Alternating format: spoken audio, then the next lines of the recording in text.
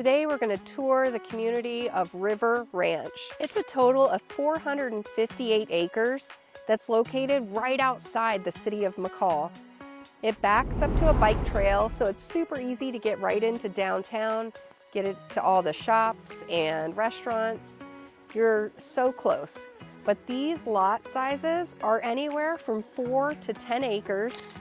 So even though you're so close to in town, it feels like you're in the middle of nowhere. So this is just one of the gated communities that are located in McCall, Idaho. And what's so special about this community is it does have 80 acres of conservation, and it has 2.5 miles of access to the Teia River. There are so many different spots where you could put in or fish right here in the neighborhood. One of the amenities includes this building right here, which they call the ranch house, and it does have its own pool and hot tub. If you live inside of River Ranch, you do have access to this building. Another amenity that you can have is this trapper cabin that's behind me is available to stay in while you're building your home. So say you purchase one of the lots that are available here in River Ranch.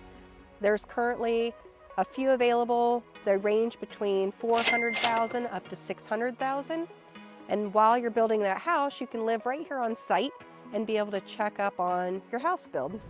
In addition to the river access points, the neighborhood itself does own a few boat slips, and you can reserve those in order to, have easy access in and out of actual Payette Lake and put your boat in one of their slips. The River Ranch community does not allow for short-term rentals or Airbnb. This also helps keep the neighborhood, very private. You're not going to have, anyone that you don't know walking around because, there's no short-term rentals, and it's gated. So whoever's in here is going to be a property owner or relative of someone that owns property in the neighborhood. So thanks for touring the neighborhood River Ranch located in McCall, Idaho.